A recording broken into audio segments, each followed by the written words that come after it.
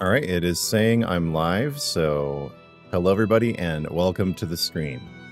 I decided to get started a little bit early today because the wife and at least a couple of the kids, I have 3, are currently out at Costco. This is just the best time in my day to do the stream. So I'm just going to pull up the stream monitor, make sure everything is sounding and looking good, because, you know, you just never know with this. And okay, there it is. Let's check it out. What do we have an ad for today? Rocket Money. Bills and budgets. Okay, fascinating. All right, let's listen to this really quick. Make sure I sound good.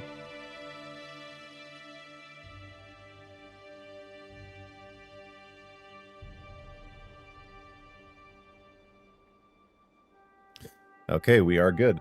What's up, Garflog? Welcome. You are first on the stream.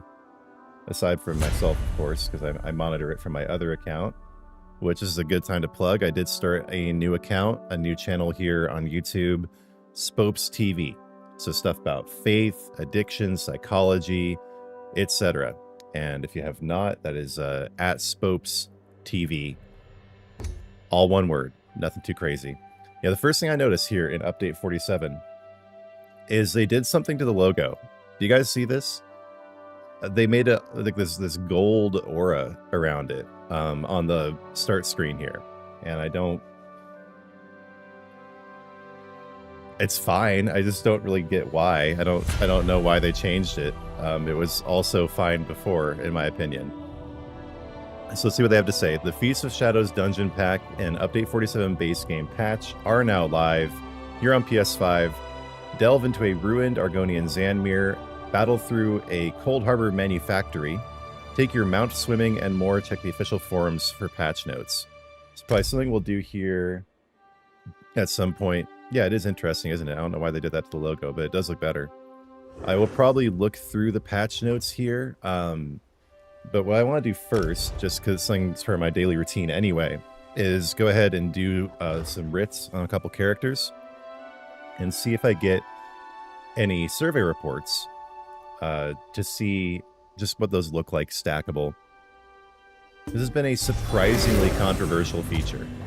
I wasn't thinking this would be controversial at all, but people are saying that the fact that you can trade surveys is somehow making them like less, like it's going to reduce the value or something, or they're just going to be everywhere all the time. And if that was the case for jewelry surveys, man, I'd be totally fine. No, this does not mean the new crown crates are out. We don't know when those are coming out. Good question, Garflog.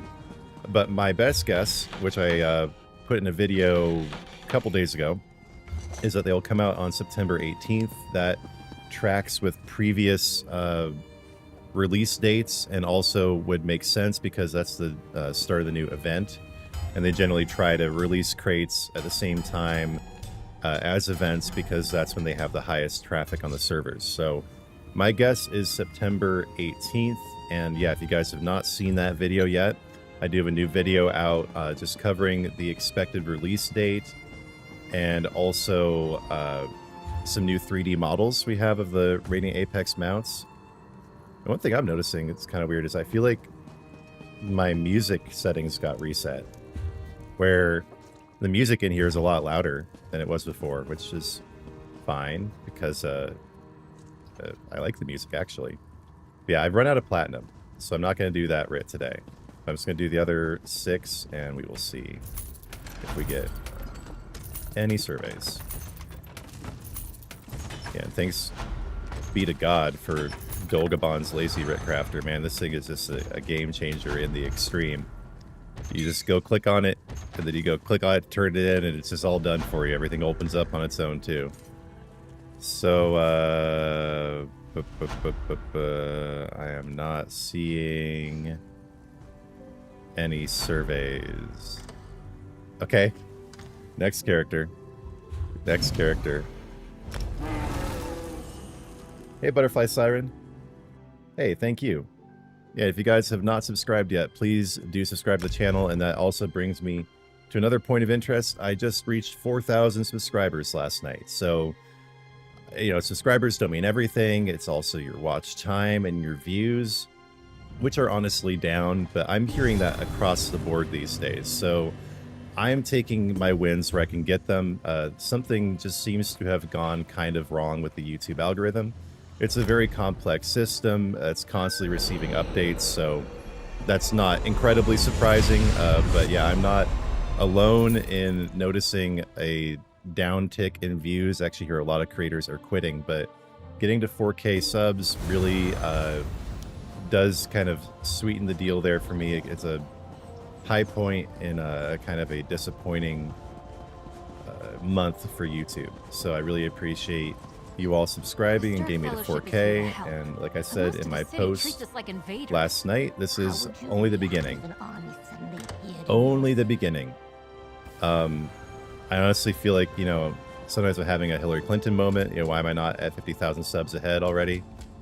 You guys know what I'm talking about. You know, the 2016 election, she went in full meltdown mode, and you know, I just went, why am I not 50 points ahead? And so sometimes I feel like that. But you know, I know why.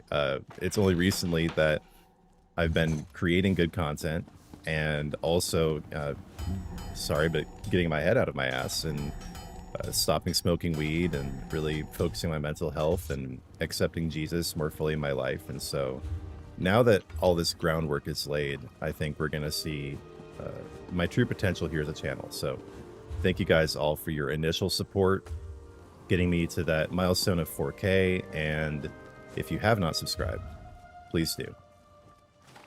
Okay, here we go. This tune did his writs now, aside from the jewelry one. And so I'll just see if I get any surveys from this, and if not, we're just moving on, man. What I plan to do today is do a lot of swimming while I'm out, first of all. Okay, that's definitely going to happen. And then past that point, I may try out the new dungeons. I am, these days, not like a huge... Where are the surveys? Oh well, whatever. I am not a huge dungeon guy, but I do still enjoy them for sure. So I do want to check out the Cold Harbor one. So I'll probably queue up for that here as soon as I'm done swimming on my mount. But also, I gotta go in here in the settings to figure out what's going on with the audio. Like, the music is just way too loud. Did all this get reset? Oh, the no combat music didn't. Oh. Even if it's the way it's always been, I'm turning it down. That's too loud. Okay, so which... I know which character I want to swim on first. Hey, Mike, welcome. This guy, because it's such a good combination here. The only thing is he's not... he doesn't have full mount speed, so... It's kind of a good test, though. He's pretty close. So here we are in Somerset with this guy. Oh, he's basically full mount speed. Alright, let's go swim into the ocean.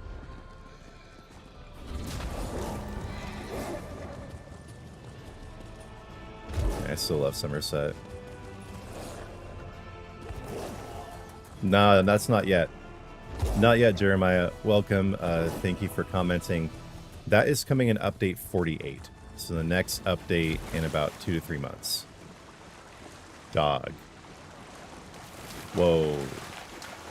Okay, I'm getting slaughterfish. Alright, alright. Hey.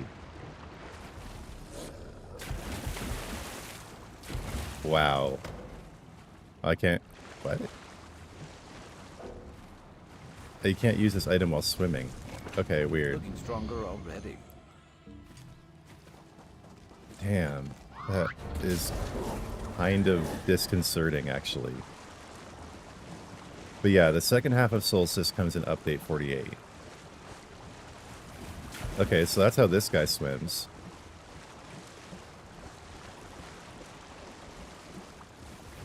Cool. Now, one thing that they said... You're going to regret this. One thing they mentioned in the actual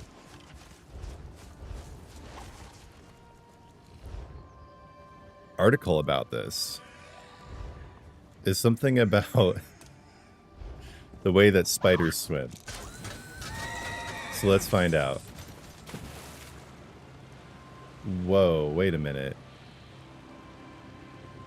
Oh, it's just using its back legs, I think. I can't really see, or it's just kind of gliding. But yeah, no, Mike, they already have it fully coded. They're going to be testing it here soon. All this kind of stuff is usually there months ahead. So it's there. But yeah, Solstice has been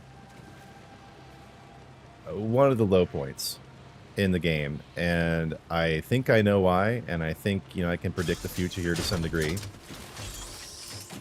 This is crazy. They just kind of glide through the water. I don't know if it was burnout or just like kind of getting too fat on their own success or whatever, just like looking at that $2 billion metric and be like, wow, we're the best ever. We don't really have to try anymore. I in terms of like the actual reasoning for why the game has been in some degree of decline, that's something I'm not 100% certain about. But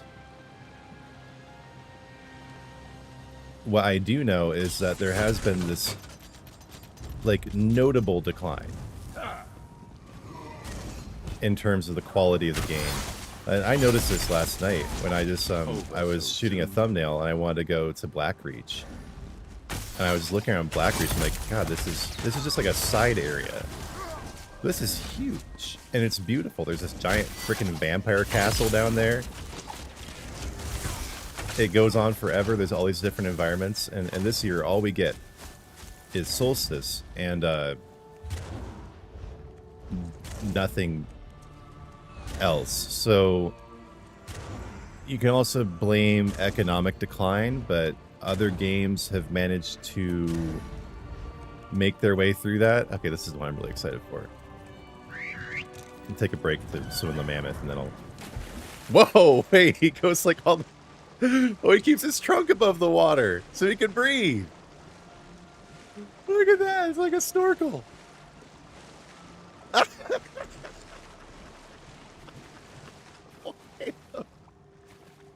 He's just treading water with his little snorkel. What in the world?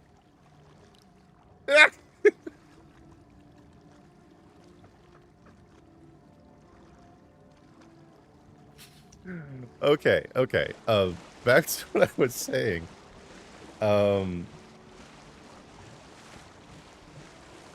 Solstice was a sign of things to come, so it caused a massive shift internally. Welcome, Panagiotis. I never actually tried to pronounce your name with my, physical human mouth here or anything. Welcome, brother. Yes. Yeah. So I think there were quite a few signs of things to come, so to speak. So there has been this massive internal shift. And now the question becomes whether this is like an actual rebirth of the game, or as a commenter posted recently on a post that I made, a poll asking, okay, what do you guys think? Is this the end? Is it just the beginning? Will the game recover? He brought up the Sears analogy. So for those who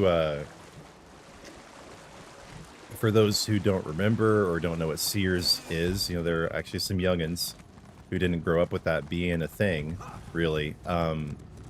Sears was basically the biggest retailer in the United States before Amazon. Before Amazon became a household name, it was Sears. There was a catalog, like during my parents' generation, where you get a Sears catalog and basically all of your consumer items that you're getting that year, you would get from that. But it failed to optimize and keep up with what was happening in the consumer world. They did not invest in upgrading their storefronts. Their online efforts failed. And as a result, also there was this hedge fund manager who was running it into the ground. And he was just more focused on the bottom line instead of the actual brand and keeping it alive, right? So, what else do I want to swim on here? And so, Sears got run to the ground. And they brought in this Indian guy to be like the consolidator. Oh, the bear's cute when he swims. I like that. But they brought in this Indian guy to like, you know, try to save the company, and he basically just sold it all off and gave up on it. But they had this whole thing where they said, "Oh, it's going to be fine. It's going to be great. We're going to fix Sears and it's going to run perfectly." They had this huge management shift there that ended up not working out at all. So my rebuttal to this guy who posted this, saying this might just be kind of the new Sears, was that the problem with Sears was they didn't have a business model. They didn't have a successful model of how to make money. And so really that was what happened. Like, that's why that happened with that company, despite all of its legacy success.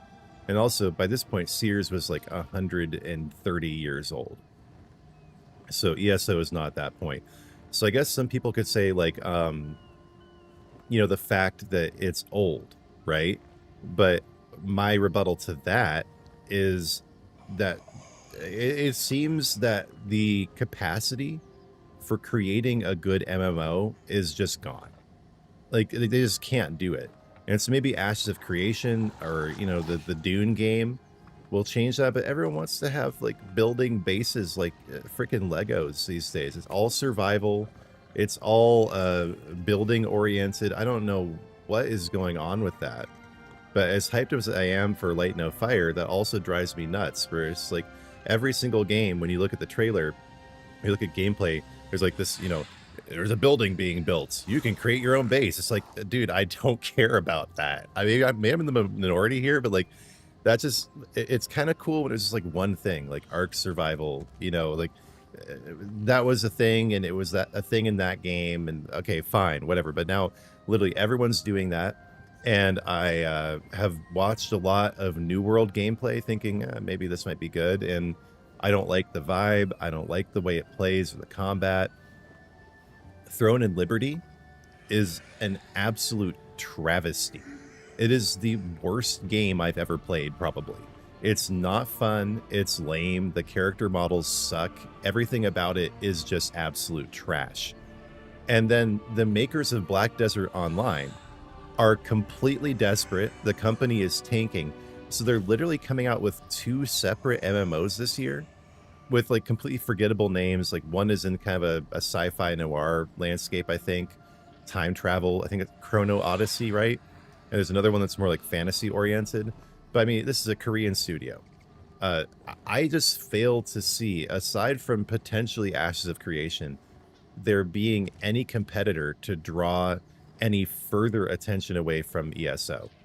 There's World of Warcraft, I guess, but World of Warcraft is based on the Warcraft IP, which basically nobody know. Like, some people played Warcraft and were really into it, right?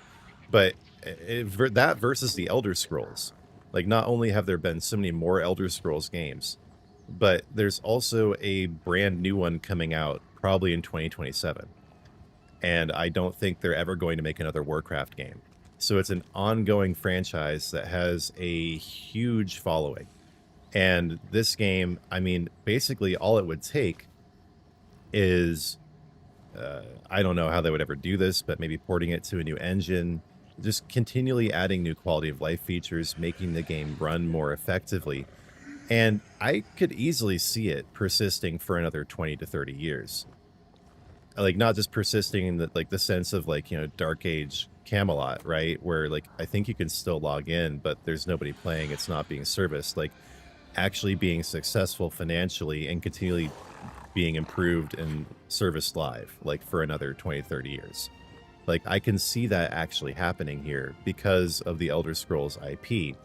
But what was happening was the original creators, again, it got burned out or whatever, who knows, but they stopped investing in it the way they did. So it had a rocky start, but by the time we get to the Elsewhere and the Greymore chapters, it is just rocking and rolling. Like Somerset was the turnaround for the game. And yeah, like here, Somerset, like you can see why the game revived during Somerset. It's an amazing zone. I still love this zone so much. And then all the way through High Isle, it was pretty good. You were starting to see the strain. But then the Telvanni Peninsula chapter and how they spread that chapter out into 2 years, you started to see the decline. Gold Road, there was still like a lot of enthusiasm and effort and creativity, but you could see things kind of declining. And then this year, it's just been, I had someone a few months ago say that it looked like it was AI generated. And, you know, honestly, I can't really argue that. I'm going to go back to a different character that's in Solstice and catch up with the chat here, and then continue my unhinged rant. Yeah, don't hate Solstice, but the enthusiasm is there. I want an entire army of mammoth riders attacking by sea. Yeah, I wonder where everyone is riding their mounts currently. Probably in Solstice. Like, I'll probably find a pretty big party here riding. And you know where else? Probably in Grotwood. And I bet there are a bunch of people down in the water by Vocal Guard, too. That is my thinking. Hey, Perk. Hey, welcome, brother. I have hope for ESO. Do what Valve did with Counter-Strike and port the same game to a new engine. Yeah, that's really what would... That would work here. But it would take the kind of like enthusiasm and effort and drive that is just now gone. You know, it's just not there anymore. And that was clear to see. I mean, if you watch this year's ESO Direct, I mean, maybe they already knew this was coming down the pipe, like considerably ahead of time. But you could see on Matt Fuhr's face and on Lambert, whatever his last name is, you know, I need to speak with you. Our first name, Mr. Lambert guy. You could see on his face too that just like they were just checked out, half asleep, like barely alive, honestly. So you can go all the way across here, right? Yeah, this is gonna be a good swimming spot. Oh yeah. And so my only concern here is that we are switching up for other people who have already been... Can you activate the mount in the water? No, you can only jump. Okay. Who have also been with the game for a long time. So, whatever that guy, Nick Giacomini, he's been with the game from the beginning, and so has Joe Burba. So my only concern is they might suffer from the same burnout. The Burba burnout, perhaps, right? Where they've also been playing, or they've also been working on the game literally from the very beginning. They may suffer from the same burnout that the outgoing leaders did as well. I don't know. But then again, bringing in someone brand new has some serious negative consequences as well. Hey, Pam, welcome. Like, I think of the example of Rod Ferguson in Diablo 4.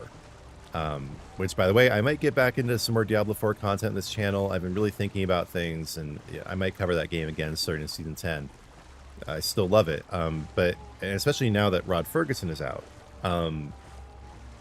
The Diablo team, man, they went through some serious struggles. Slaughterfish, really? Hey. This okay, yeah, you get out of this little channel, you get fished. Okay. But they had some serious struggles they went through. I've covered this in pretty considerable detail before. It's just a very sad story about what Diablo went through with their whole NetEase breakup and getting Me Too'd and everything. So, yeah. But then their decision was to bring in the guy who drove Gears of War into the ground to come destroy their game too. So they brought in Rod Ferguson, who had been with Gears from the very beginning. That's a smooth transition. You get from a shallow place to a deep place and you start swimming. Oh, this feels so good. He'd been with Gears from the beginning. When, you know, it was Epic Games doing that way back in the day. And he left for a long time, and then when Gears was struggling, they brought him back in. And just absolutely ruined it. Yeah, any platinum I see, I'm going to pick up. I need that plat. Yeah, I'm hoping some of the, you know, serious OGs here at crafting will answer a question. I'm going to do a poll here relatively soon, too, to try to get to the bottom of this. Like, how in the world do you get enough platinum for your writs? Because I get a survey, like, maybe every 5 or even 10. Oh, can you get on your mount when you're in the water? No, you can't. Once you're already in the water, you can't get on. Okay. But I don't get surveys nearly enough. And then, yeah, I could go buy platinum. But that defeats the point. You're trying to do writs to make gold. Then if you go use that gold to buy platinum, which is not cheap, you know what I mean? So I want to do a video on this somewhere in the future. And there are people I know who have, you know, 20 crafting tunes. They do this on a daily basis. So there's got to be some solution here, but I haven't found it yet. But yeah, so I generally approve of the idea of the decision to keep it in house with the people who they're elevating to the new leadership positions. Look at this guy swimming over here. What the? Are they gonna fight me? Oh, I get slaughterfish before I even get out there. Oh, I want to go swim with you guys. Hi. Hey, what's up? Please don't kill me. Oh, they're gonna kill me. I want to swim with the Ornogs. But what happens is when you bring in someone who is not... Here, I'm gonna turn on screenshot mode and just watch these guys swim for a while. Oh, whoa, wait, what?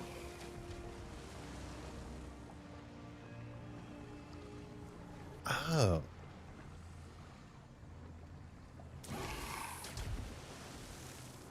This is... They didn't say anything about this in the preview. It must be in the patch notes. Limits your frame rate while in most menus in order to reduce power consumption. Huh. But I'm not using performance graphics, am I?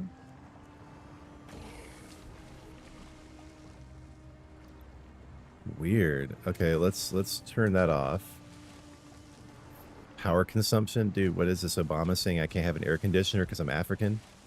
I'm going to consume as much power as I damn well feel like. And we can actually turn this off. Bruh. Thank you, because this is a cool feature in a way. But I hate when I'm just sitting here talking for a while. Or like when I'm shooting a video and I'm just idle.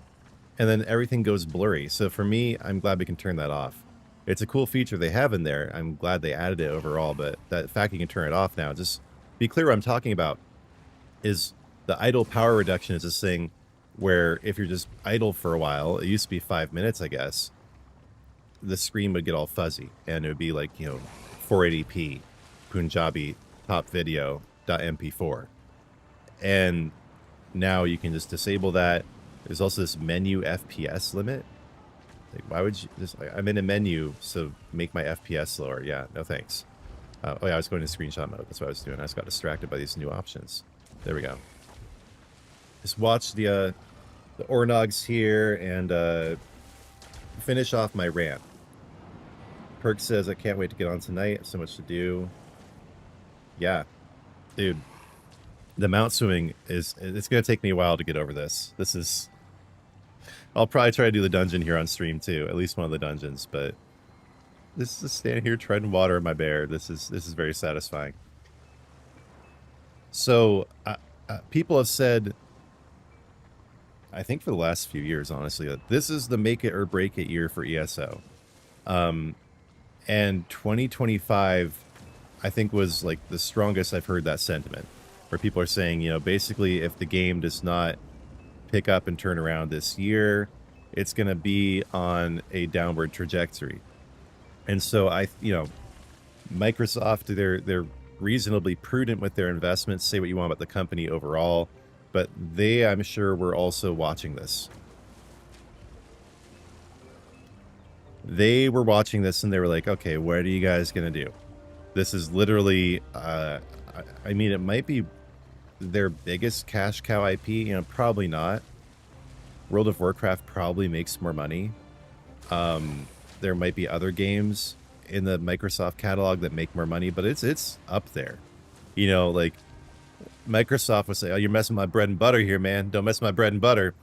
And they're watching to see what they do. And it was basically equivalent of you're a kid in high school and you say the dog ate my homework, or, you know, oh, there was my house burnt down. I couldn't do my math homework.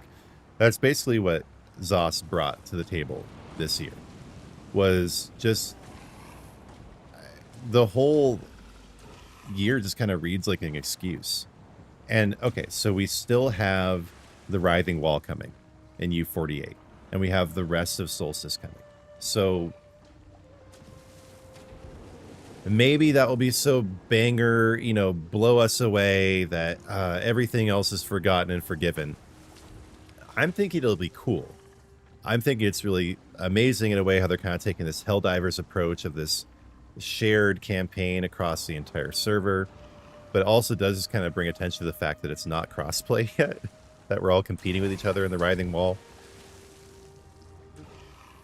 Yeah, so I think that there are pros and cons of the Writhing Wall, but I don't think it's going to just like absolutely floor anybody and be like, wow, everything I ever said wrong about the ESO, you know, like, every time I ever threw shade on ESO, man, I was so wrong. I apologize. Like, that's not going to happen. So really now, excuse me, it's riding on what the new management team does next year. And what I'm really hoping for is that we go back to Skyrim. I think that's what everyone is hoping for, honestly. That we fill out these areas in the map here. So, you know, I forget the names of the areas, honestly. I just did a video on this, but I can't remember, you know, Riverhold and the starter town in Skyrim and the Greybeards, High Hrothgar. We get shouts added into the game. We get all these crazy features. And if that is coming, they have been planning it for a long time, and it's already in production. They're making it, so that might be too soon. Yeah, also Solstheim up here. You can start, you know, seeing some Nords and Dark Elves duking it out, or whatever they do during this era up there on that cool island. So if they've already been coding this and making the environments, it might be too soon to see the changes in the management and the way they're going to run the game. But that would at least be a revival. And the point is, I think they might have wanted to do that this year, but they realized they couldn't, so they went with this Plan B project of Solstice instead.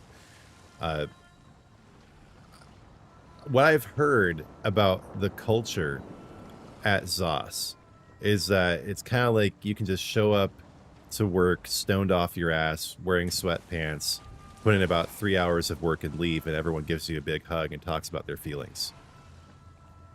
I feel like you put in a lot of important effort today. You're so valued as a person. Thank you so much. Is there anything you need? Do you need some personal time? Oh, how's your dog? How's Mr. Snuffles? Everything's so hard, huh, with inflation. It's okay if you don't come to work for 3 weeks. It's okay if you don't meet your metrics. By the way, what's your kink? Can I see your fursuit?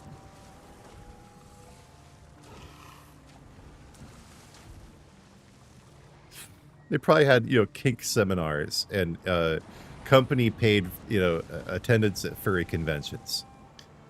And everyone just kind of was just patting themselves on the back all the time and getting high on the fumes from their own farts. And therefore decline, right? You know, if you stop putting in the effort, if you stop that make it or break it attitude. Like a story that Joe Burba shared that I liked was they all remembered him for the fact that he was like one of the guys who, when the game was launching, like would just sleep in the conference room, and just like they pulled like 48-hour shifts, like Joe Burba and his team. So I was like, okay, you're awesome, man. But like, that's not exactly healthy either.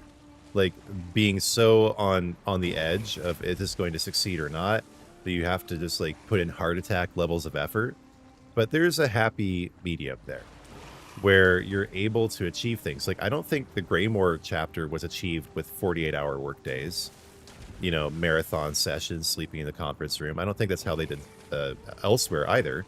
They just were actually on their A game and vibing and flourishing. And I honestly, I'm not just not saying it because I don't want to be controversial. I really don't know what it was that led to this decline. My guess is management. You know, kind of like, it's crazy how this is going through the whole thing right now, though, where Matt Fear is out, Rod Ferguson is out, Diablo 4, and then that guy who bought $50 million of cars at Destiny 2 is also out. Or, you know, $2 million of classic cars. That's absolutely hilarious. Because if you guys have watched the Apple TV show, The Studio, with not Joe Rogan, dude, you know, the guy, the funny guy who smokes weed, the big bear dude who did all the funny movies. I forget his name. But it's a recent show where this guy becomes a studio head for a failing movie studio, and he spends all of his money buying classic cars too. And then the guy at Destiny, who they checked his receipts, I forget his name, but he was the leader of Bungie, and he was just using this profit to buy a bunch of stupid ass classic cars. He's out too. So whether it's PlayStation, whether it's Microsoft, they're Sony or Microsoft, they're all waking up and they're being like, wow, these lazy, indulgent freaks can no longer run our games. And so, I mean, just looking at that trend, like, I don't know what Matt Fear was spending his absurdly high paycheck on, that, by the way, we were paying, right? We were paying his bills. We were paying so he could buy classic cars or whatever. And at the same time, they were diverting at least half that money into Blackbird. Now, I get the other side of things. People are like, oh, Blackbird could have been this amazing game. Oh, we were robbed, etc., right? But man, like that, I think also was a huge reason behind the decline in ESO. It started 7 years ago. They were able to squeeze out a couple really good releases, but then having half the team and half the resources diverted to a different project. Yuck. And then again, trends, patterns. You see the same thing with Bungie, with the whatever that game was that they were working on. I think they're still working on it, but it keeps getting delayed. Yeah, they haven't canceled it. Marathon, right. Marathon, where they just got caught for the third time plagiarizing an artist's work in the studio's history. I think it was the first time with Marathon. But they just basically used this person's portfolio to furnish all of the textures and backgrounds of Marathon. And so now they have to go back in and redo it. And right after this was revealed, the studio head, who's just like the guy from the studio, the Apple TV show, is out. Bye. And so there's just been, like, gaming started as this niche thing. And by the way, I'm almost done talking here. We'll get on some gameplay. But gaming was this niche thing where it was like, oh, only nerds do it. You have to work really hard to make it work. But then consoles brought gaming to everyone, with consoles being, you know, close to parity with most PCs these days. Like, the average PC is actually a little bit lower than the processing power of a PS5 Pro, for instance, and way cheaper, way easier to use, no drivers to worry about. And also, of course, mobile gaming became mainstream, became this huge corporate asset. Corporations started buying up games and compensating the studio heads and the higher up execs at those studios completely unfairly and unreasonably. And so, of course, they let the power and money get to their heads. They stopped producing, and now here we are. But it's not just something in ESO. It's not just something in ZeniMax or just Bethesda. I mean, Bethesda has also taken a bunch of L's recently, like with Starfield. And just, you know, TES6 taking 45 decades to make, right? It's going to be 300 years from now. We probably could get the Elder Scrolls 6. Really, probably 2027. But the point is, like, they had to cancel this other crap so they could get TS6 out. And all these other, like, stupid side projects. Like, I don't know if it's been announced yet, but I would not be surprised if Marathon got canceled the same way as Blackbird. Because also, these studio heads and the people above them, like the guy who runs Microsoft Game Studios, I forget his name, Phil Spencer, right? They're looking at the competition too and seeing these trends like, wow, you know, like if ZeniMax canceled Blackbird, we might have to cancel Marathon too. But there are these wider trends going on right now that do indicate to me that it's not just ESO that will die. If there is a mass death, if there is a death going on, it'll be a mass death. That's what I meant to say. It's not like ESO is not alone. ZeniMax is not alone in facing these challenges. There has been bloat and laziness and corruption and stupidity throughout the gaming sphere. The Okama game sphere over the last few years. I mean, it started about 10, 15 years ago when these studios first became successful, when gaming became a big corporate property. But that what began there has now finally, the fruits have ripened and they are sickly and poisoned. And so now we got to prune back the tree and hope it can keep growing something better in the future. And it's not just completely dead. But either gaming itself is in a massive decline, I think, or ESO will pick up from here. So, okay, there we go. I think my rant is done. I'm going to get some more coffee, and I really appreciate you all. If you have not yet subscribed, please do consider dropping me a super in the chat here to support the channel. Join the membership. Go to spopesector.com. Pick up my book. I know Perk picked up my book. He's been reading my book. And also don't forget to subscribe at Spopes TV as well. And I will be right back. And then I'll catch up on the chat once I get some more coffee.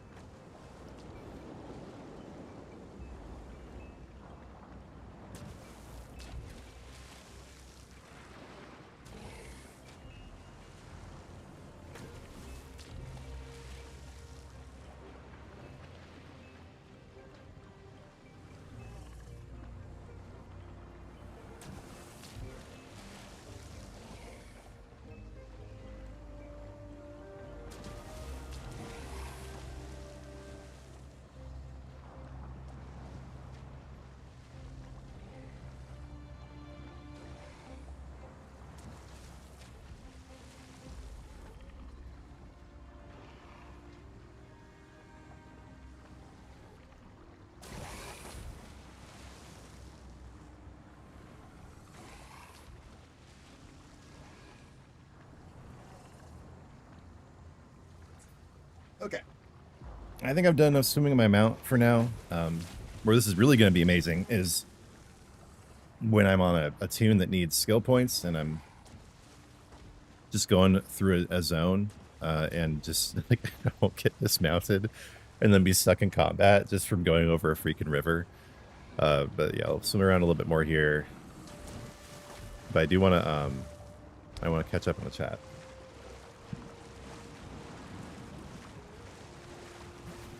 If ZOS could increase the housing item limit, it would boost the game so much. The housing community provides a lot of money and activity to the game. Yeah, 100%. Housing is huge in this game. That actually kind of makes me want to go. I'm not like, dude, I'm not that into housing, but I have a couple houses that I really like. So, yeah. And then that's server stuff. That's the kind of like excuse kind of stuff I'm talking about here. Like, well, the servers are too small. The servers are, they can't take any more housing items. Like, dude, then improve the servers. Like, maybe we can't improve the servers because they cost too much money, and we need more money. No, you don't.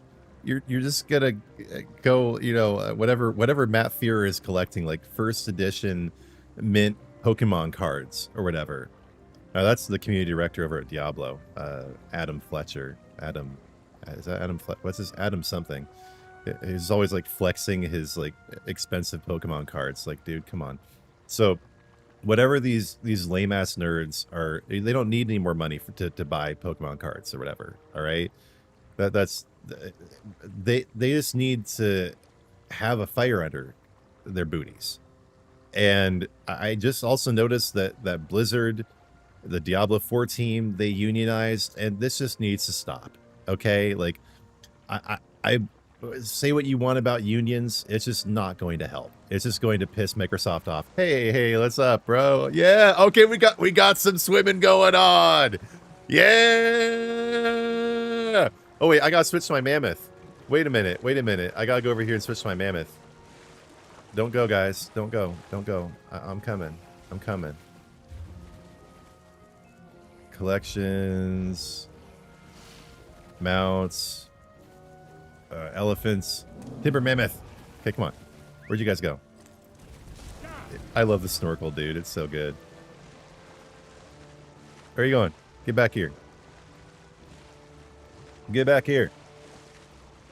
Hey, someone just joined as a member. Killer. Wait. Hey, thank you. Thank you, RJ Portugal. I appreciate you. Don't leave. Let's keep swimming. Let's keep swimming. Oh, I switched my mammoth for you. You got a some kind of a ram. So yeah, housing item limit should be increased. That's just something that it would honestly not be hard to do. They've just lacked the work ethic at the studio to do stuff like that. The writhing walls can be spoiled by PC. What do you mean by that, Perk? I honestly think PSNA is going to win it, personally. Annie Mary, welcome to the channel. I'm new to ESO. From a new player's perspective, the game is awesome. So I can't really understand the negativity toward the game, but it's for sure kind of concerning. Yeah, you know, honestly, I feel the same way. A lot of it is just people being too close to the issue, and a lot of it is, to be honest with you, as someone who, if you check out my new video on Spopes TV, I would know, someone who's struggled with mental illness, it's also just mental illness, just people feeling entitled to things and then freaking out when they're taken away. So the real, like, and the same thing happened with Update 35, where people got all in a twist about you not liking those changes. And I mean, that is pretty substantiated. And I guess, honestly, all of these complaints are substantiated from a certain point of view, where the issue here is that everyone got super hyped for subclassing, and then they nerfed everyone's favorite subclassing builds. And so then that means the game itself is bad. Everyone who works on it deserves to be stoned to death or something. You know, this immense degree of rage. But you bring up a really important perspective, which is that really to new and casual players, the game is absolutely incredible. There's so much content. I think it was like in the parting letter, Matt Fear said that ESO is a titanic achievement, and I kind of wish he hadn't used those words because of, you know, the Titanic and it sinking, but still, you know, like, it's true. It's massive. Like, I talked about this in a video recently, where the world of ESO is something like 2 or 3 times the size of World of Warcraft. It's so much bigger than like Black Desert Online or Final Fantasy 14. And just, it's all fully voice acted. And especially if you have it on a good graphics card or on a PS5 Pro, it absolutely looks amazing. So yeah, I mean, I am generally on that side, where while I do respect and try to understand all the complaints, it can be hard for me sometimes to both understand and respect. It's just because I have played so many different games throughout the years. Like I'm not like the most hardcore gamer ever. It's not something I'm even really that hugely focused on. Thus the new channel where it's more just kind of my general focus. But as someone who really just loves video games overall, this is the game that I consistently come back to over and over again. It's the one that has the most resonance with me. And yeah, there's a reason for that. It's generally, despite its flaws, a really good game. And I can't help but think that that's why it gets a lot of the flack that it does. Is people, there's a demonic influence in people to destroy the good and the beautiful. They see something that is actually good, that is, and people always say, I wish you could get the stuff in the shop for free. It's like, you can. Easily. Seals of Endeavor, bro. Oh, I wish I got more Seals of Endeavor. It's like, okay. Welfare mindset. And then also you can trade gold, especially on PS5, and the ecosystem is crazy, the economy. You can trade gold for anything else in the shop you can't get with seals, or for stuff that you can get with seals. You can get everything in the game for free, pretty much, except like, no, I mean, I can't think of anything you can't get in the game for free through grinding of one form or another. So it's not exploitative. The fact they're crates, like, okay, yeah, but you get a currency in those crates you can use to get the stuff you want, which you couldn't originally. And then they also add in the Seals of Endeavor. So at that point, it's like, well, I mean, what's the issue? Opening crates is fun sometimes. So yeah, thank you for that perspective. It really is the truth, in my opinion, that there's very little to actually genuinely complain about in the game. They canceled the ESO stateside meetup because it coincided with FurryCon.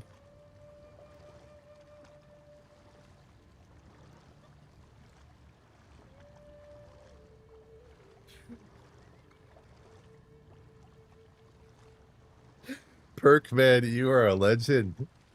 Oh, man. That's a perspective I hadn't seen yet.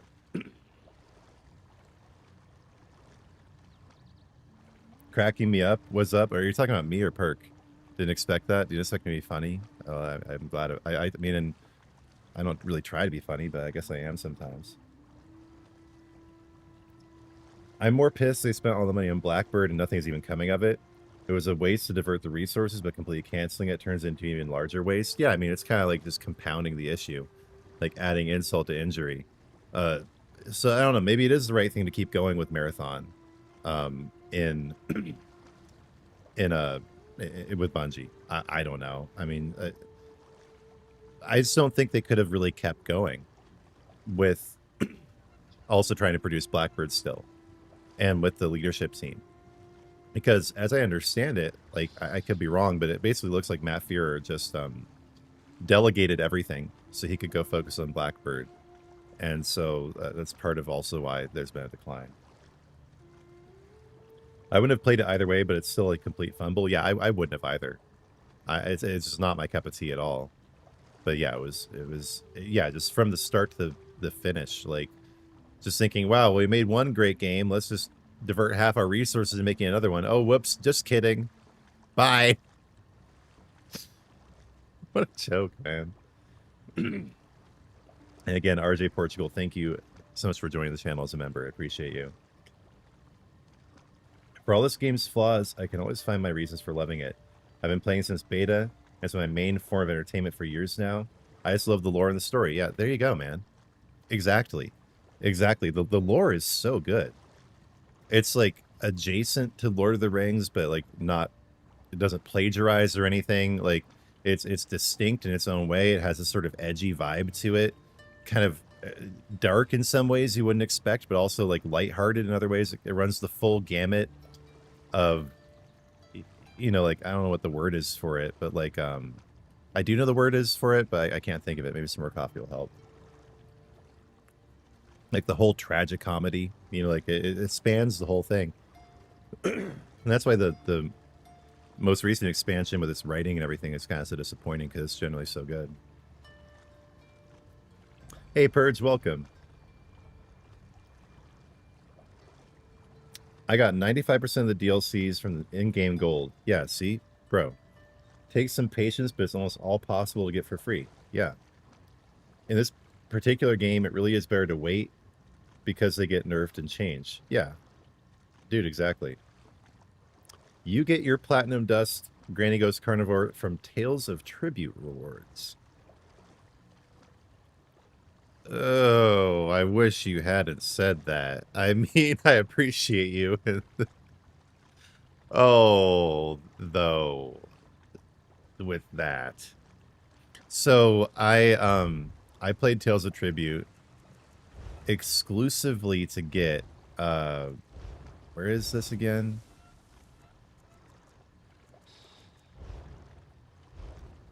Where, yeah, it's in collections, upgrades. Here it is.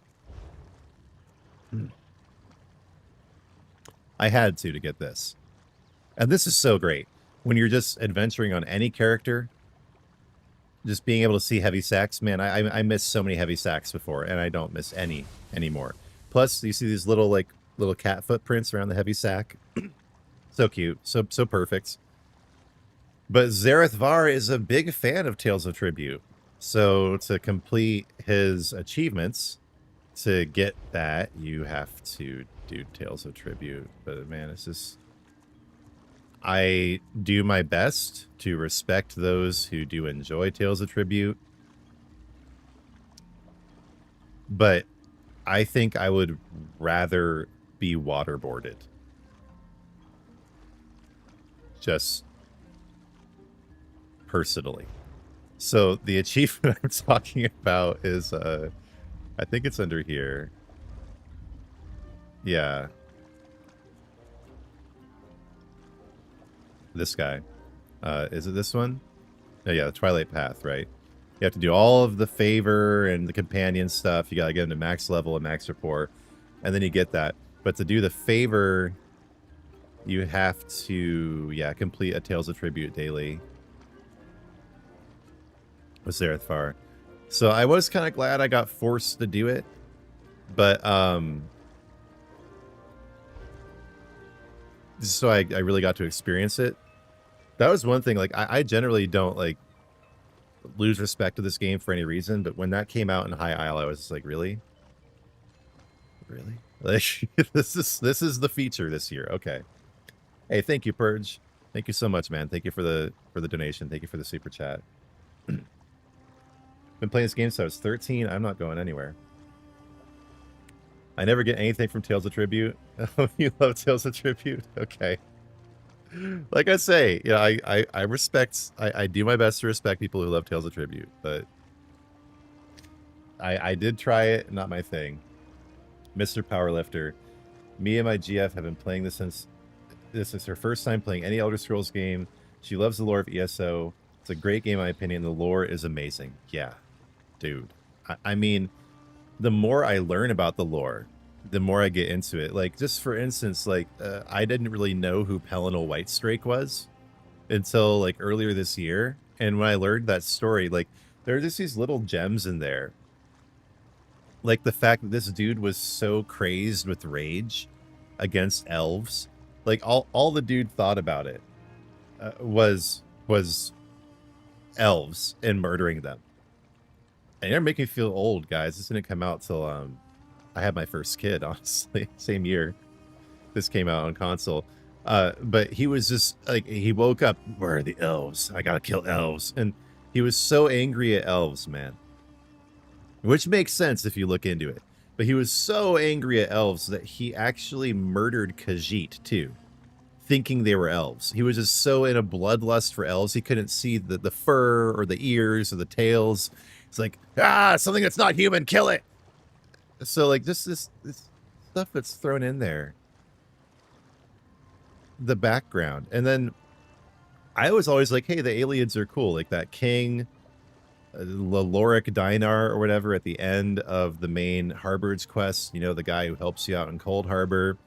I'm like, this guy's cool. I like the aliens. What's so wrong with the aliens? And I look up and like, oh, human slaves. Okay. And they were treated terribly in Okay, there seems to be a whole lot of sexual assault involved and flesh sculptures. Yeah, the aliens would take people, often alive, and impale them on stuff and make sculptures out of human bodies and then compare them with each other's and have like competitions and stuff. I was like, okay, Saint Alessia, you're all right. Like it was probably a good idea to liberate the humans from slavery, and then also just like the origins of the different races, where there were the Needs, who people think were indigenous to Tamriel, but then also all the Red Guards came from Yokuda, and all of the Nords came from Atmora. And the Bretons are half-elves, which is a really cool concept in any fantasy property of any kind. Where that's why Bretons, if you look closely, they have kind of pointy ears. And then the Dark Elves, who got black, I think something to do with poop, or maybe the orcs came from poop. I can't remember. There's poop involved somewhere, but Trinimac eating someone or being eaten.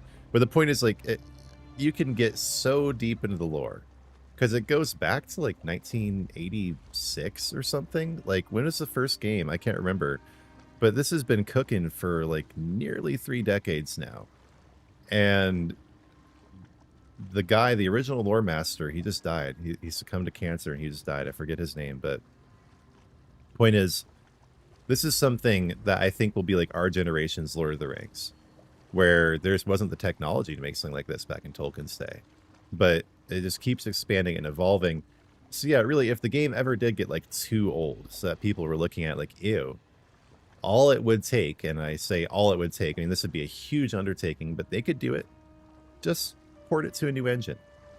Don't make an Elder Scrolls Online 2. Just take all the assets you have, import it to a new engine. There, problem solved.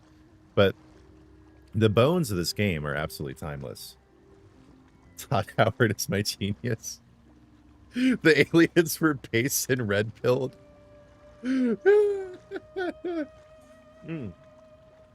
Hey, Tombstone. Yes, Mount Swimming is out. I always like games like Hearthstone or Elder Scrolls Legends, so it makes sense I like TOT. Yeah, sure. People made a wild animation about it. I didn't. I lost what the it was about. Yeah, Cadwell, dude, he's funny. There's something kind of like neurotic and reeking of cat piss around the people who like really obsess around him. And I don't like the hat. But I do like John Cleese, man. And he has said some really hilarious stuff in recent years.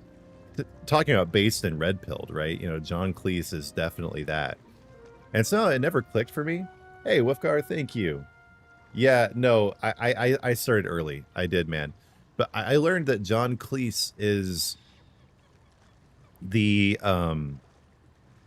he was nearly Headless Nick in the first 2 Harry Potter movies. And like now that I see it, I can't ever unsee it. But I was like, oh wait, really? So he was in Harry Potter. He's the voice of Cadwell. For those who don't know, John Cleese from Monty Python, he's the voice of Cadwell. And so ever since learning that, I like Cadwell a lot more. But there's just like, I don't know what it is about people like who get like really, really into him. But it's just like, I'm sorry, like I don't really mean to use a sexual metaphor, but it's like a big turnoff for me in a way. Like I don't know. I don't mind the character himself, especially since I learned he's voiced by John Cleese. But yeah, I can't remember what like I looked this up recently. Some of the things he said. Yeah, the lore is absolutely amazing. I always wanted a TV show from Alessia's perspective. Man, that is a genius idea. They really haven't covered the first era very much. We have a Fallout TV show. Decent, right? And that would really kind of like tie into like current cultural trends and everything. People would be super interested in that. There are these high cultured but repressive. It'd be almost like Game of Thrones, right? With the dragon people. You know, there are these high cultured but repressive elves who are just kind of degenerate. There's debauchery everywhere, and it would follow the human resistance, like from the perspective of this, you know, it'd be a girl boss, right? Of Saint Alessia, and her attempts to liberate the humans from alien tyranny. And we could have maybe somehow, I don't, were they contemporary, her and Pelinal? I can't remember. Did he come afterward? But they could have Pelinal in there. That would be like a really interesting character. So I think this would resonate with lots of just general people. Would think this is fascinating, like Lord of the Rings fans, etc. Just fantasy people in general. It would introduce the Elder Scrolls to a huge new crowd. It would be a great way to hype TES6. It would breathe new life into this game. That would just be just to get into the first era and all the lore there. You know, Cyrodiil before all the changes and everything, like when it was still the heartland of the Aliens. Damn. Yeah, okay, they were there together, and Morehouse, yeah, that would be cool. So yeah, thank you to Purge and Wolfgar for donating. I appreciate you guys. Anybody who has not yet, please do also like the stream and subscribe. Yeah, so yeah, you get a lot more into Cadwell and his history when you get to the Elsewhere chapter. Dear Lord. Yeah, Northern Elsewhere, the story there, you learn his whole background, and it's interesting for sure. Oh, was this called Sirod back then?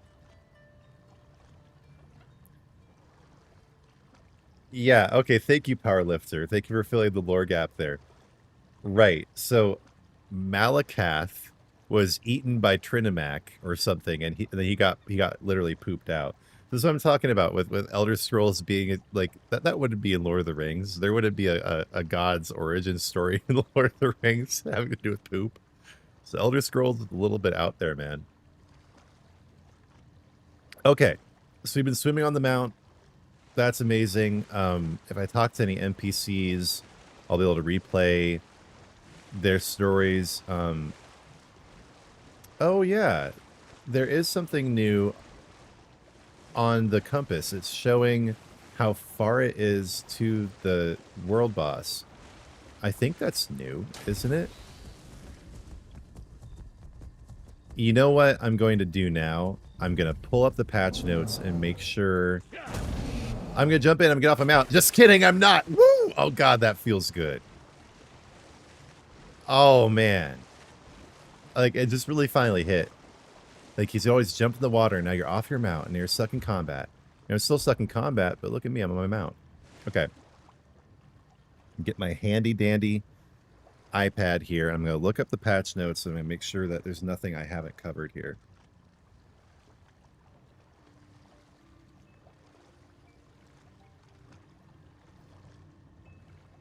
So I want to make sure that I've covered everything. Okay, so here's the specific PS5 and PS4 patch notes. Main updates, big changes. Yeah, Feast of Shadows, all the dungeon stuff. Yes'm. Mm-hmm.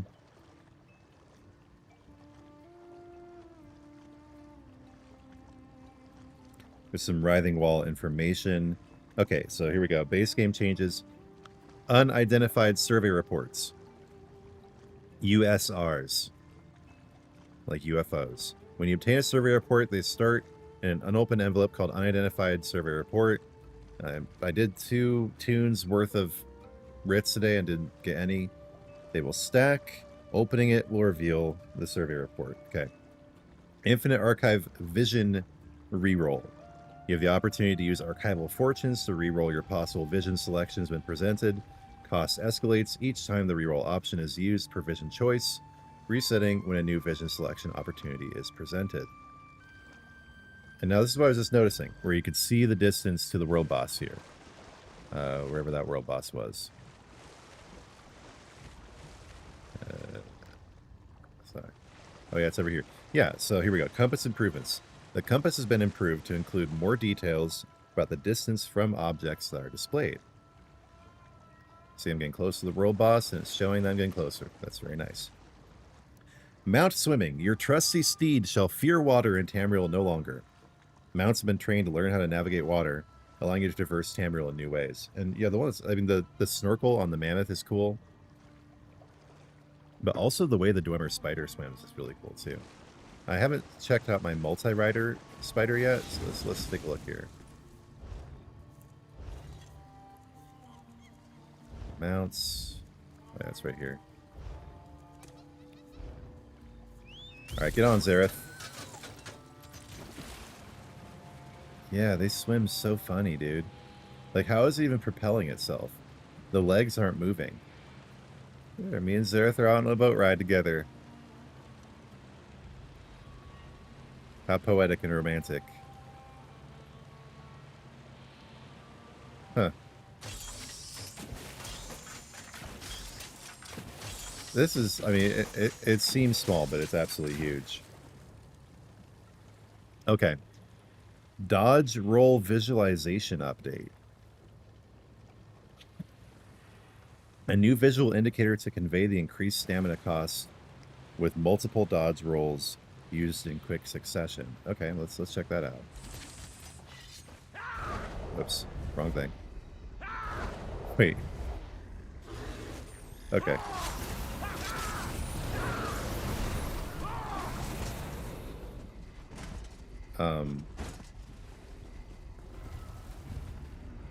There's no difference. I'm confused. It's exactly the same. What are they talking about?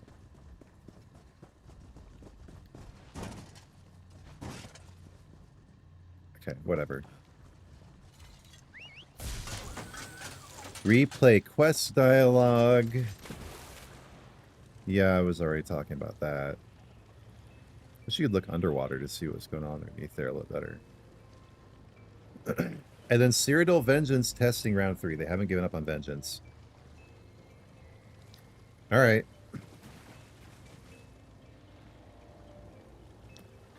And they're talking about the Hidden Spring Cottage and the Wild Growing Chapel of Julianos. Even those aren't out yet. And there are new furnishings that you can buy from Rollislalu. Really? Like what? Can I teleport out of here? I want to go to Grotwood anyway, because I thought there'd probably be a lot of people. No, not Gornier State. Probably be a lot of people swimming over here. You can port off your mount in the water. Cool. There's a lot of new furnishings.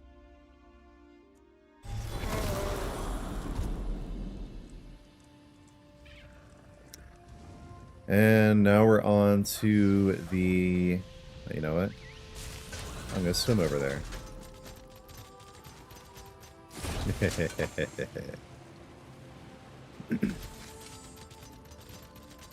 Let's see what you got, dude. Okay, you can buy yourself a Tideborn hut. I wish I hadn't used up all my RIT vouchers recently, but that's okay. Oh, dude, that's huge. How do you even get up there? I guess you have to build stairs, too.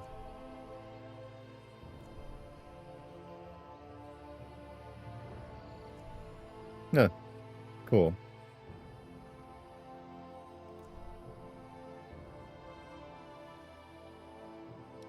What the heck is that? It's an instrument. I guess you can't play it, but... Oh, cool. Big old fountain. This is... No, these... Are these new too? These aren't.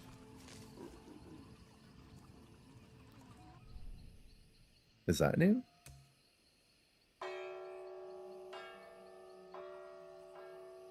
Cool.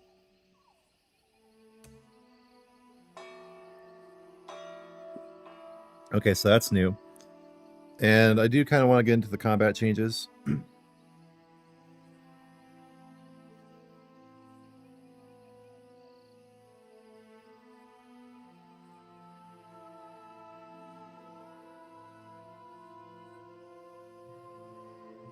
They fixed some issues with combat overall.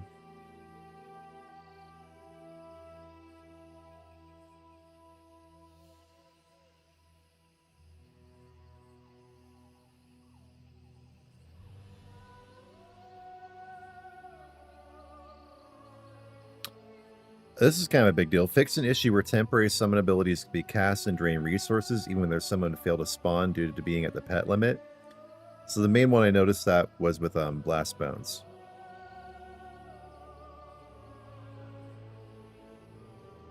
Okay. These are all just fixes so far. Aside from the nerf to Grim Focus, which grants Grim Prophecy, they don't add weapon and spell damage anymore. Bound Armor gives minor protection.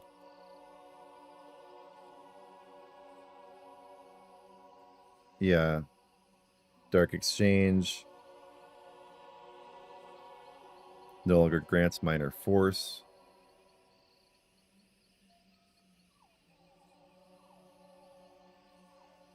But really, the nerfs are pretty small. Just Banner Bearer. Banner Bearer for the Arcanist. That's a... People are upset about that. I kind of understand why.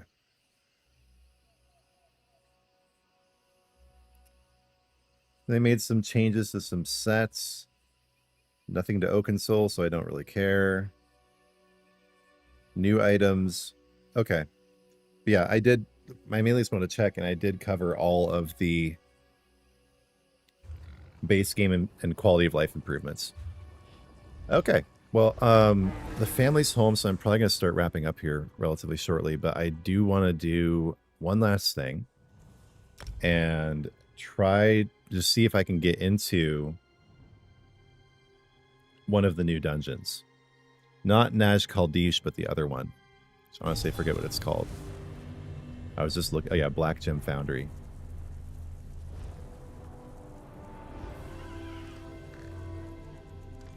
How's this going to work? Is this going to be the end? No, of course not. They wouldn't make it that easy. Okay. Let's see. Oh, wow. That was instantaneous. Okay. Dang. You have so many Brit vouchers, nothing to play with them, or nothing to spend them on? Cool, man. They fixed the PS5 add-on bugs. Well, that'd be nice. I'll try actually using some of the add-ons I couldn't use before, and I'll see if I get that stupid save file failed to save error still. Yeah, now's the time to do those writs. There's some new furnishings. Merciless Resolve will now do more damage than Grim Focus was before. So yeah, of course, there's always just going to be a new meta. So really nothing to be worried about here.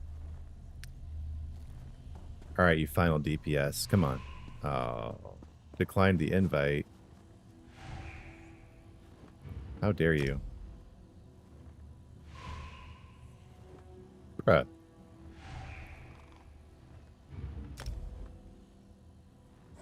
There we go. Okay.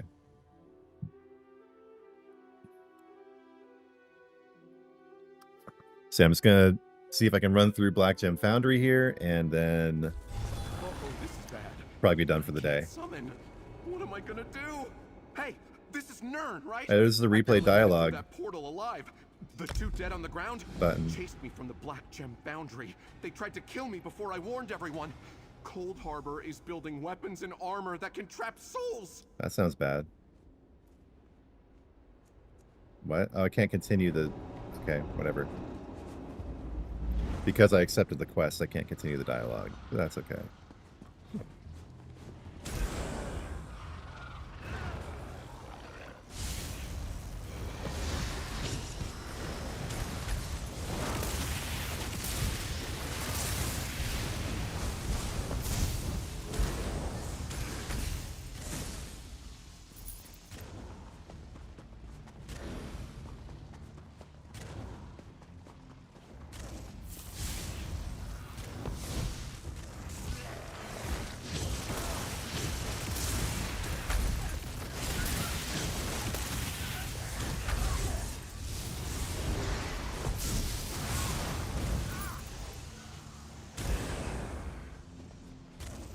I like the music in here. The vibes are good too. This road to the west. Oh yeah, to the right. Quarry Master. You go on. I'll try to Kind get of that go gate around in a open. circle.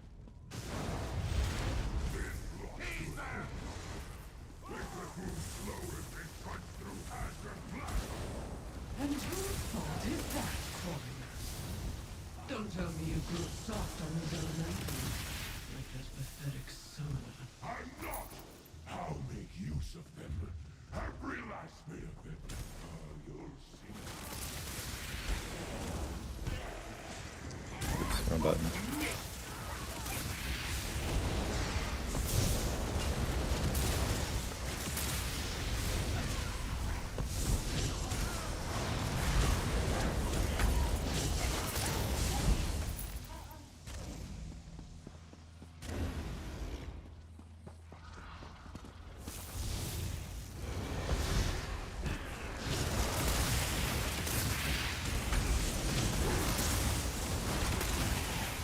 Oh.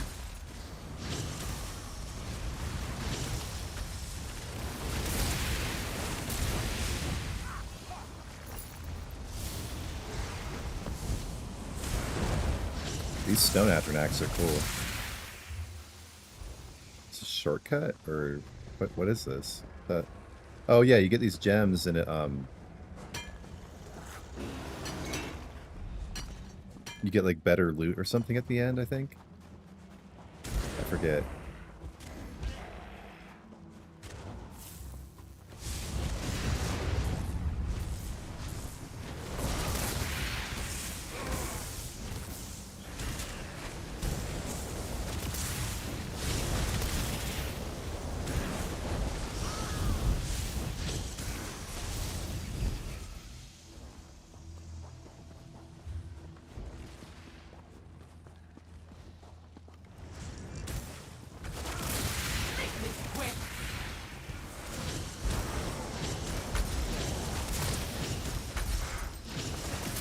Oh jeez.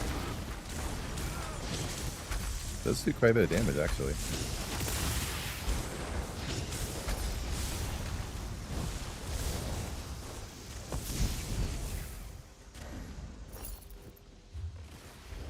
I'm guessing there's another one of those gems up here. Yeah, there it is.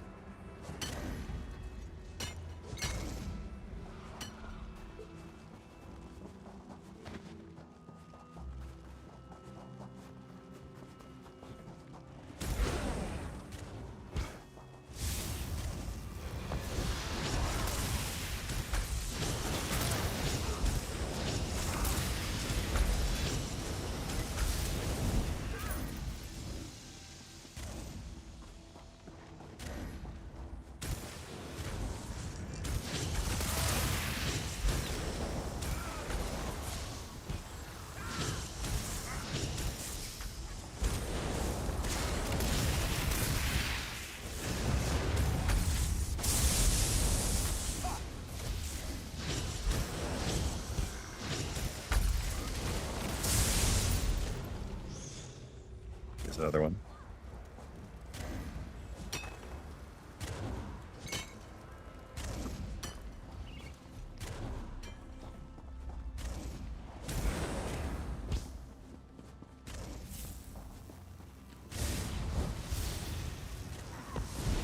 Hey, Gary.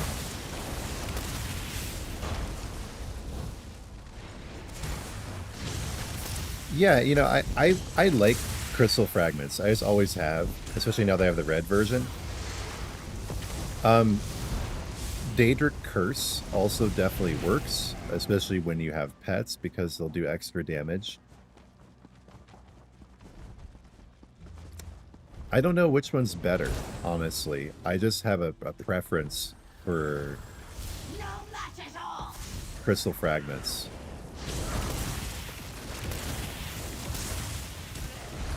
I just love that feeling of your hands glowing and then dropping this huge payload, especially when it's a crit. But I know a lot of people run curse, and I think that's totally valid.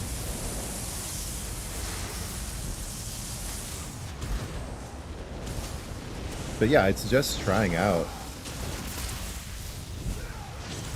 crystal fragments. It's a timing thing, right? You have to just watch, and that's why I like this skill style for it. With the red, it's much more easy. It's much easier, in my opinion, to see when it procs, when it's ready.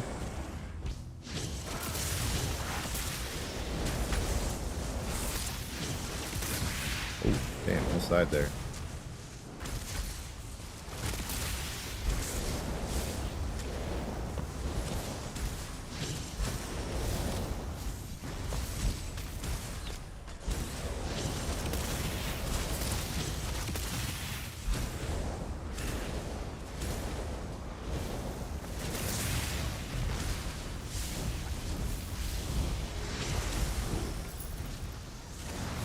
Yeah, me too. I love how it just kind of comes up sometimes. You can't really predict it. It's a way of God talking to you, in my opinion. When God wants the frags to proc, they will. What's up, boss man? Can't move this measly bunch of pathetic.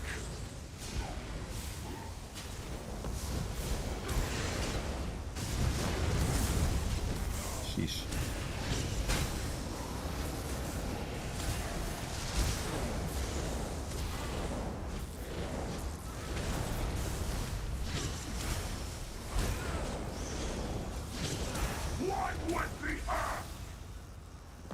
Oh, what the fuck?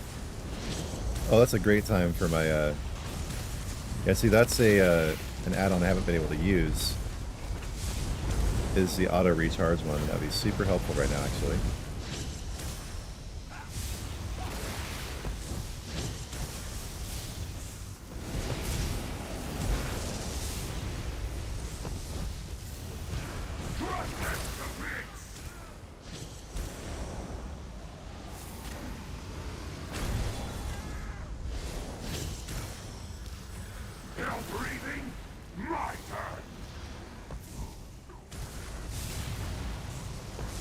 And now, because I queued as a healer, is the point where I stop trying to do any damage and just make sure I have enough resource to heal everybody.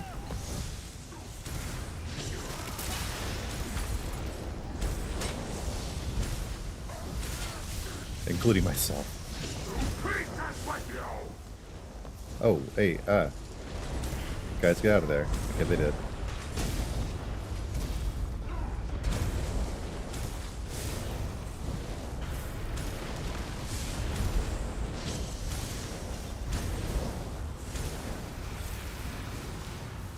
Oh shit.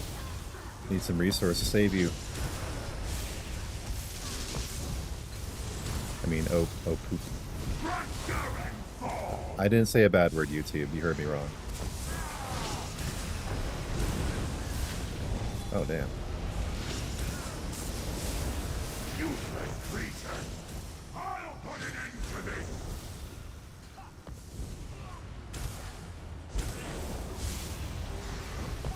I won't fracture. I won't fail. Got him. The main gate's shut tight. We'll have to go the long way through the refinement factory. Wait. Are those my stone Atronachs? What did he do to them? I like the mechanics of that boss. It's been quite a while. Yeah, I honestly, I try not to because the algorithm generally doesn't care if you do it a couple times, but you'll get penalized if you swear too much. Keep fighting until you reach the central forge. I'll catch up after I figure out how to dismantle these.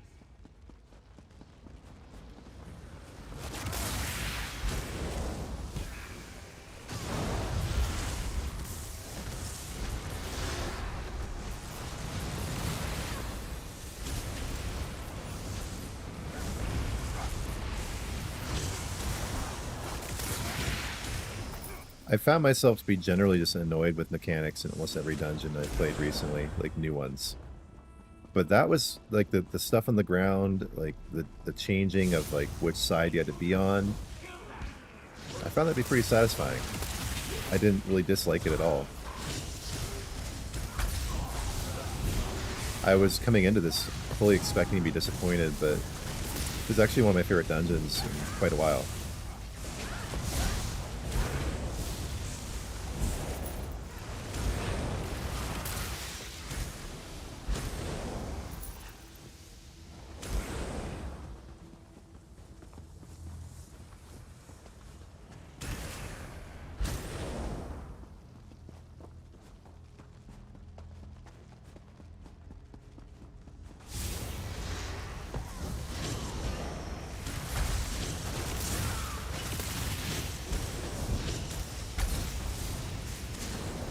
I love this build. This is, I have a video for this build, actually.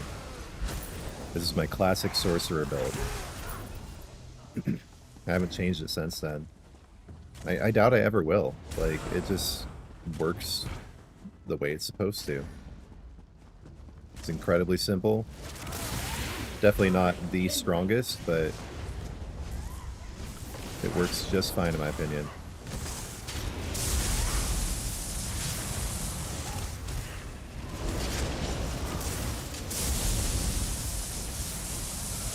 Did I miss one of those gems back there? I kind of feel like I did, because they took a while to catch up with me.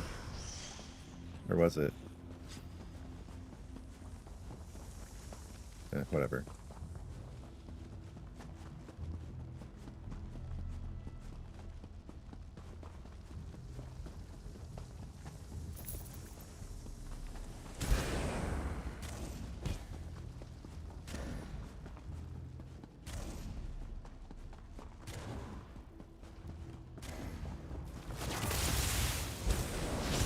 I love the trail the Lich leaves behind. It reminds me of, I forget the name, but those boots, Penitent Treads from Diablo 4 that leave like a freezing slime trail behind you.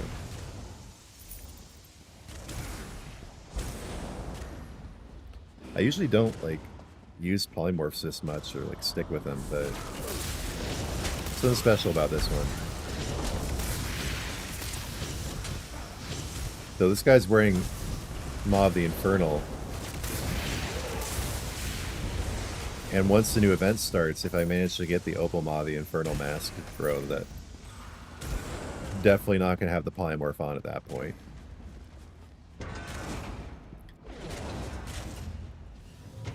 It's going to be tough doing veteran banished cells over and over again until I get it, but... What, can you fight it from up here? Or, how do we do this? Guess we gotta get down in the pit. Okay.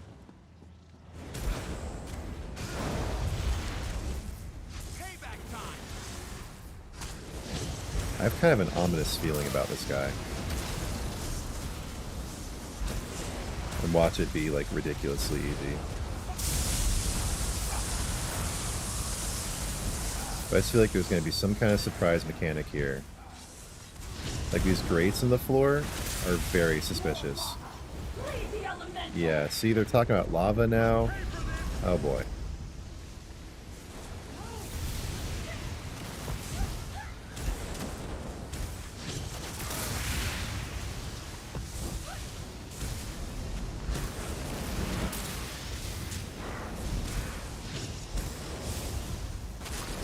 Yeah, when I'm playing as healer, just basically keep my shield up, use heavy attacks to restore my resource, and just focus on healing.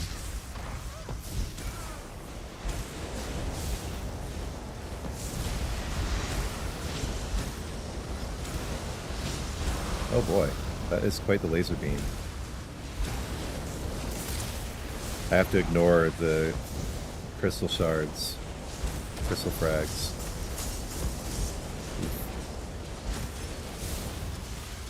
Oh, that's what's getting us over there. Gotta get the black gem shards and we'll keep shooting those things at you. Okay. Stop torturing my astronauts! Oh boy.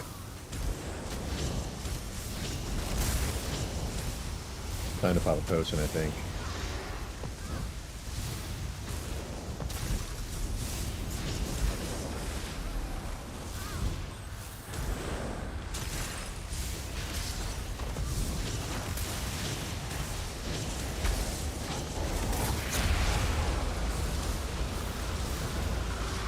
Dude, he is just wailing on me. How do I stop that from happening? Okay, I guess you just don't. You just kind of endure it. No, no more lava. I should have never summoned them for you. Hush.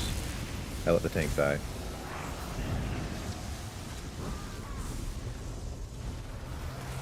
Whoops. The center's overflowing. Look out! Oh, get out. Get out, guys. Get out. No, yeah, now we go the other way. Okay. Oh, yeah. Are you still just standing there? Bro, get out the lava. Honey child.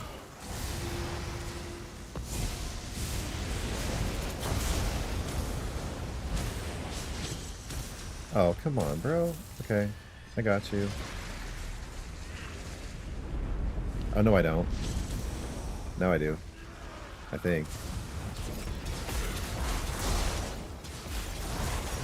Yeah, okay.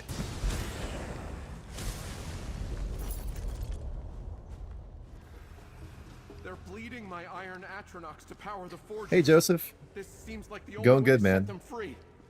Just trying out this dungeon before I get off here. I really like it. They made a ramp for us to escape. I wasn't expecting to, but I'm really enjoying this dungeon.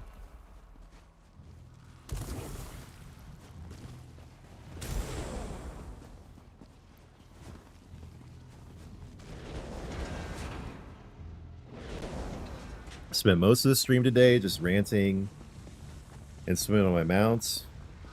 But I also did cover the patch notes, you know, not in like extreme detail, but covered the highlights. Checked out the new quality of life features. And I'm just finishing off by trying out one of the new dungeons.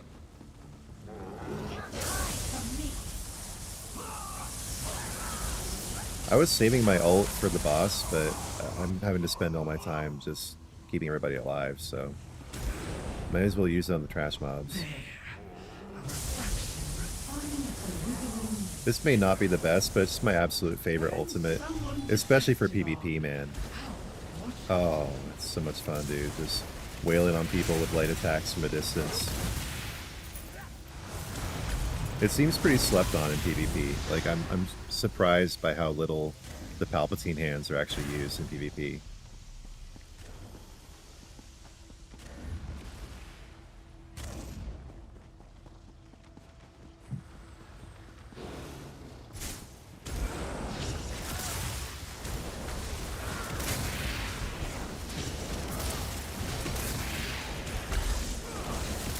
I mean, the Atronach is good for PvP too, but it's stationary, right? So all you have to do is move away from it.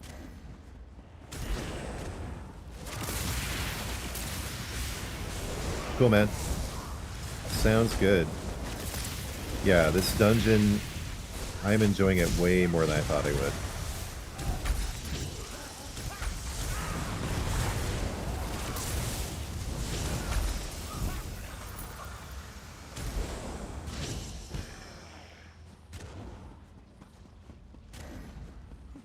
No more. Please. Pain's not nearly enough if you can stick to it. Yeah, Joseph, I hope you have an excellent remainder of your day at work. These other mortals make of Just what everyone I've else done here. still watching, just God bless you. Thank you so much for being here. Please subscribe if you haven't. Consider supporting me with a super in the chat. Join as a member. Prisoner. And I do have a new channel. My Spopes healing TV. doesn't work on him like it I don't know. should. Can you hype I'll on keep trying. You keep going. No, I don't think you can hype on streams. Hey, why didn't I get the heavy sack? Dawnbreaker? Yeah, Dawnbreaker's good. Dude. Fine. I didn't want that heavy sack anyway. Bugged out heavy sack.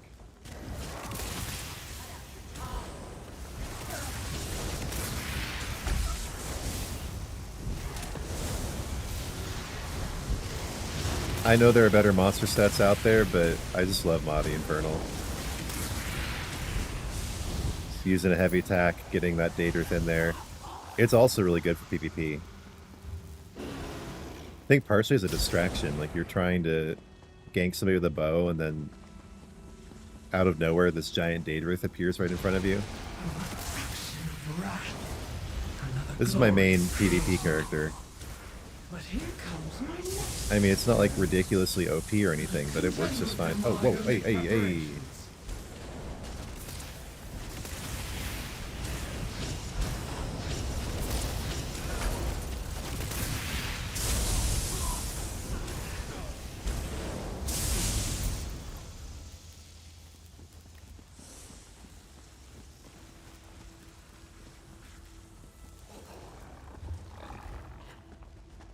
I bet you can hype it once the recap is up, though. I don't know. This hype thing is cool, though. I think it really did bring some traffic to the channel already.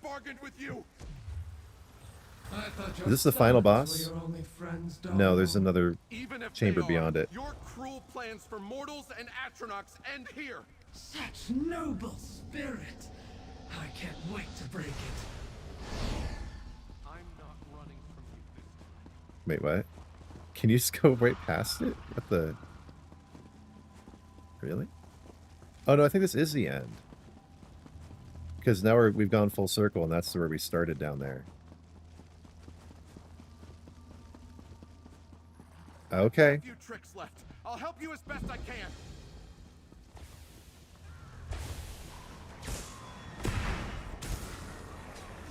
Look at this refraction. Such anguish.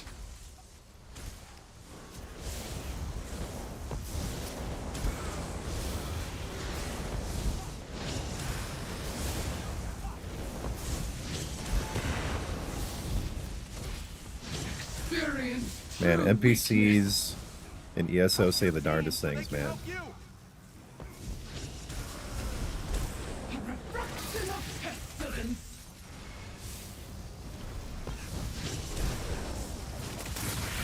Mark one for you. Get it. Here I am. Everywhere you turn.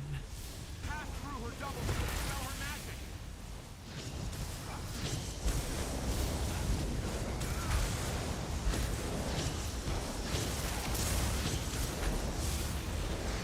And now, obliteration. This is seeming suspiciously easy. Give you shelter.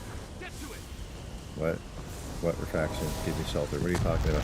Eesh. At least it wasn't an insta-kill mechanic. Definitely would be on veteran, though. Oh, whoa, what? Oh, sh... Contend with another refraction, will you? Oh, I feel like I just got ganked by a Nightblade. Ouch. You guys got this, though. Okay. That was amazing. Wow, that was it. I think I can finally summon again. Huh. I never used Fire Rune, but it's cool to get a skill style from finishing this. Can't believe she's really gone. Time Huh. for me to get to work. That was a serious gank there. Even if I had an army of Atronachs, I don't think I could do what you just did. Great work. We made things right. And I Aside can from summon getting again. killed at the end randomly, That'll simplify the work of destroying the that was Foundry's surprisingly armaments. easy. You've done enough. People may never know the terrible things we...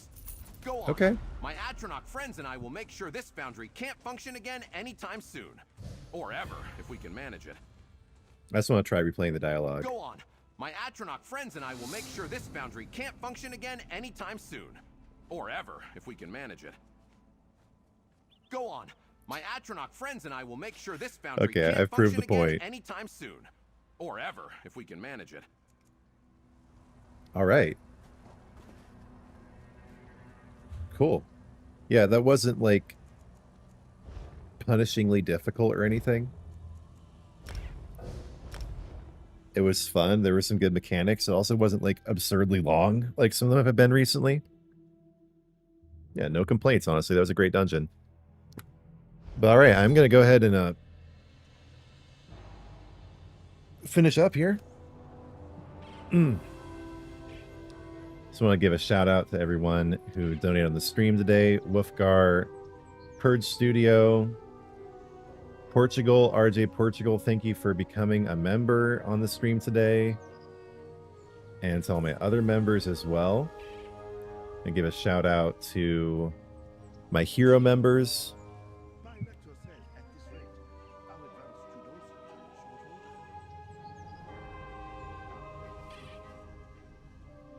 So thank you so much to Perk, to LCD, and to Fanor, ESO Fanor. He is starting a channel here focused on ESO on YouTube. Definitely go ahead and check out ESO_Fanor. Had a really big popular video a couple months ago working on building up his channel. And I just appreciate everyone watching today, checking out U47 with me, checking out the new mount swimming. I'm going to go ahead and get in the water again on my mount here. One last time as I do my send-off. And yeah, the new event starts on the 18th, along with, I believe, the crates are going to come out on that date too.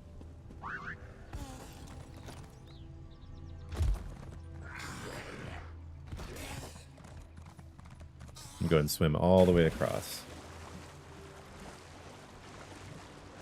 And if you guys have not, please do like this video, like the stream, I mean, subscribe to the channel, and subscribe to my other channel, my new channel, Spopes TV.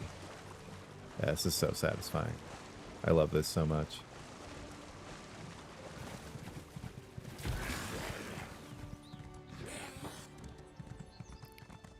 I'm not disliking U47 at all. I don't have anything negative to say about it. The mount swimming is really cool. I really appreciate it being in the game. What is this up ahead of me? Some rock in the water? We're gonna go investigate. Oh wait, it's somebody else on a mount. You can see him from really... No, it's a boat. It's a boat. Can I get on the boat?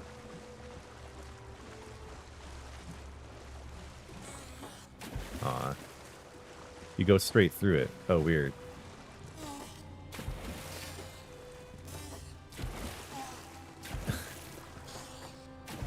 Just want to get on the boat. Oh, well. I'll just swim with this guy for a minute. Okay, it's prayer time, and it's time to get off. Lord, thank you for making this stream possible today. Thank you for my channel. Thank you for giving me such a creative outlet where I really feel like I'm pursuing my passion, following my bliss, and thank you for all the people who have come and joined the channel so far. Thank you for reaching 4,000 subscribers. And I just ask you to continue to bless my channel, help me grow, help this be an even greater source of income and satisfaction, bring more and more people to my channel, bring me millions of views, Lord. And for everyone that comes and views the channel, I hope they feel your love and your grace. Lord, please do bless everyone watching in the past, now, and in the future. Please just give them everything they need in life. Give them excellent experiences in the Elder Scrolls Online. And Lord, just please continue to guide me to become the best content creator, the best content creator I can in your will, following exactly what you want to do, Lord. Just make me a greater vessel of your mercy and your love and your power. Lord, in your mercy, hear our prayer. So yeah, thank you, everybody. Thank you so much for being here. Absolutely appreciate you so much. Ghost Bear just said, in the game, thank you. So yeah, thank you guys so much. Thank you guys. I really appreciate everyone being part of the channel, helping me grow. And thank you for being here on the stream today. And let's see, I mean, I don't know. I might not be back on stream until the crates come out, or there might be something that happens between now and then. But I have a bunch of new videos coming out, at least 3 videos every week, often more, and also 3 new videos every week on Spopes TV. So really just making as much quality content as I can. So if you haven't subscribed, please do. And I'll be back soon with either a new stream or just new videos. I'm always posting too to keep you guys updated with what's going on in my life. And yeah, I'm so happy to be here. Thank you all so much. U47 is great so far, especially the mount swimming. So, amen. And I'm going to get out of here. And God bless you, Perk. God bless everybody watching. And I'll see you soon. I realized why my stream recaps keep getting cut off. It's because I end the stream too quickly. There's like a 10-second delay or something. And so I'm going to give it a second before I end the stream. But I'm going to turn it off on OBS here now. All right, bye, everybody.